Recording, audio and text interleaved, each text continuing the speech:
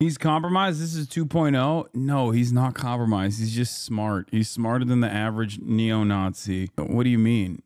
He is Mr. Regime Guy. Of course he's going to defend Elon Musk. If you are a Republican propagandist who is even a little bit intelligent, of course you would defend Elon Musk.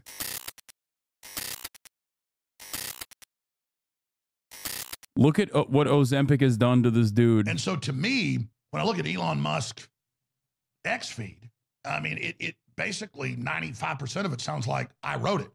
And I'm not saying yeah, I mean, he's right. The Twitter feed does look like 95% of Twitter does look like Alex Jones wrote it directly. Now, of course, he is personally... Also, is he at Paul Joseph Watson's house? What's going on? Is he shacking up with PJW? A blast from the past? He's saying what I say. Just he sees things pretty much the same as I do on most issues. And he has the biggest voice in the world other than Trump. And he's more prolific than Trump. So technically in the info war, he's more powerful than Trump. And I'm not trying to like name names here and say who's who. But in my view, I mean, Musk is wrecking the globalists. So that's why I've been... Elon Musk is wrecking the globalists. Brother, he has factories in Shanghai. He is of South African origin. He is a billionaire and a defense contractor.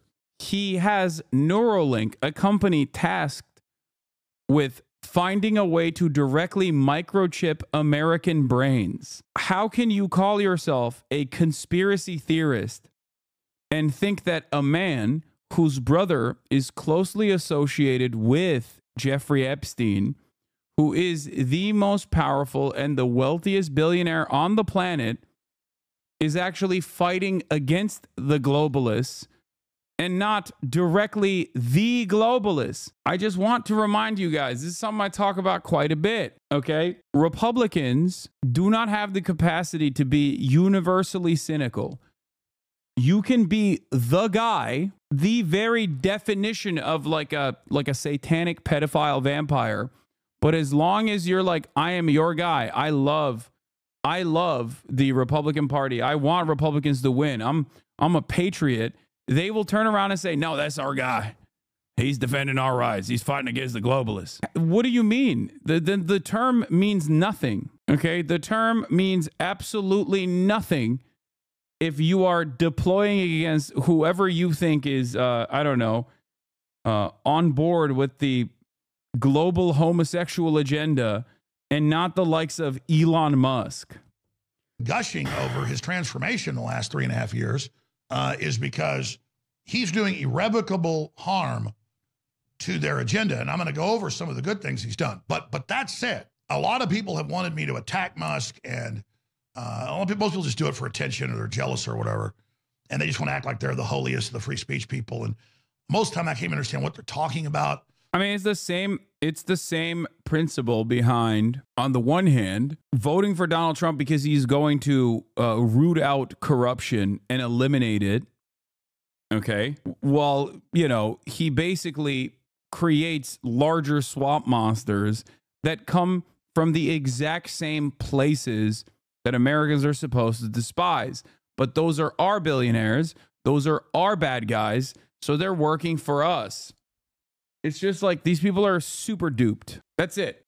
It also is the exact same. It's in the same vein as like people who say Donald Trump is going to be a peaceful dove. He's going to do no new wars. He's going to do no new wars. He's running on an anti-war slant. Meanwhile, there is no indication that he's going to be anti-war. He was very much pro-war when he was in charge of the government, and he will continue to do that, and hasn't even really lied that much about how he is going to be anti-war.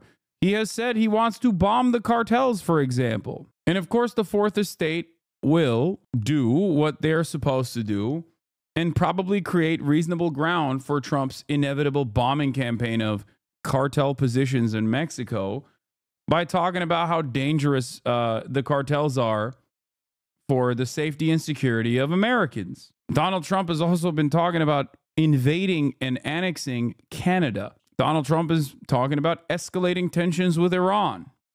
But those things are not considered ending wars. Those things are considered ending wars. You know, they're not considered to be pro-war. Or they twist things, and then I defend Musk, like on the visas, the H-1B visas, not defending H-1B visas. I've had big problems with those. It should be massively reformed, 95%.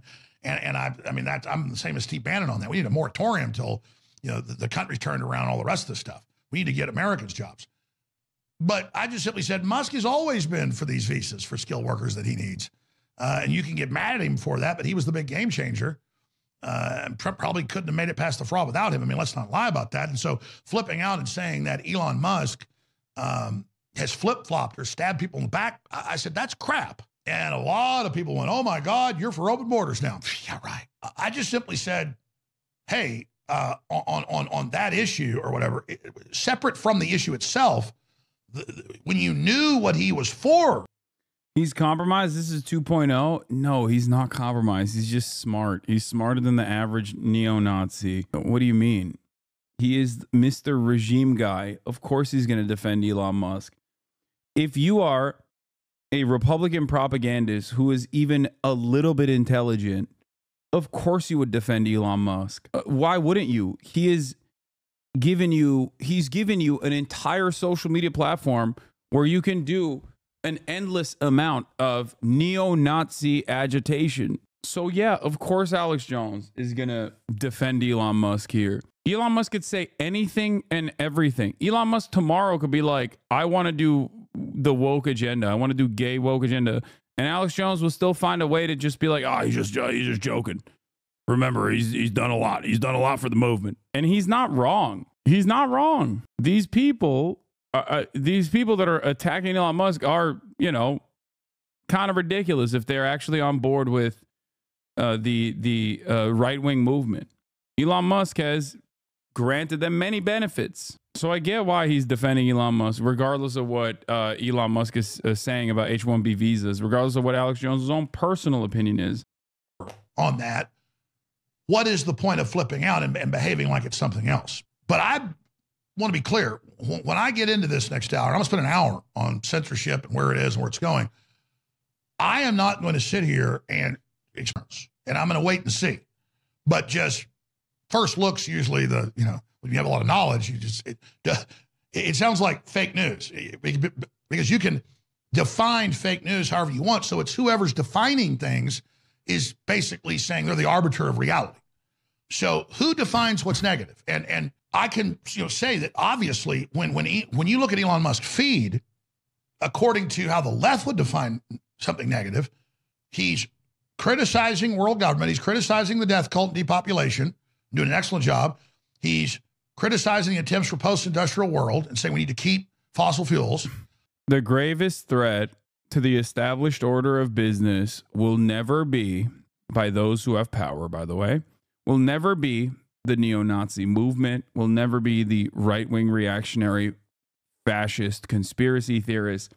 It will always be an eclectic group of leftists, from progressive movements, student movements, campus mobilizations, all the way to trade unions and the socialists and the communists. Okay?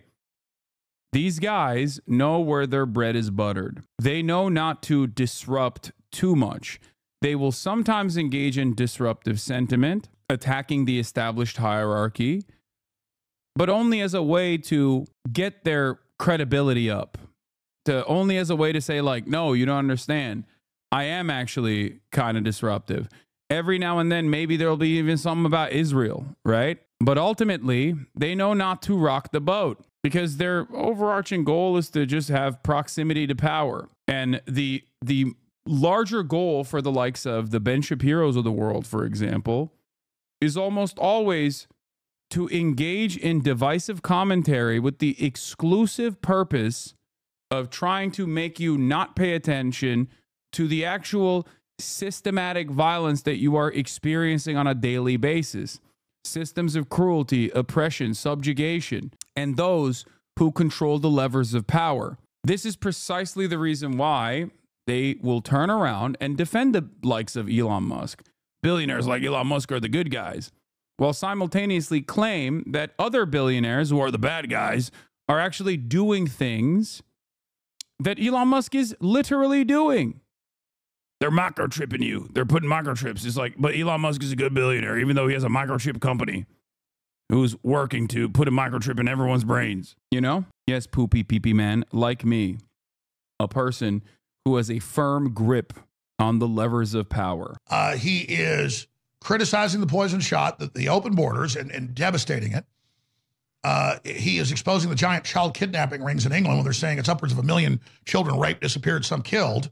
What? And he 1 million children have been kidnapped and killed in England? 1 million children have been kidnapped and killed in England. Like 1 out of every 50 person in England is a child. Let's see what the population of England is for minors. How much of the UK population is under the age of 18? Young people aged 10 to 19 represent 12% of the total population of the UK. 12% of the population.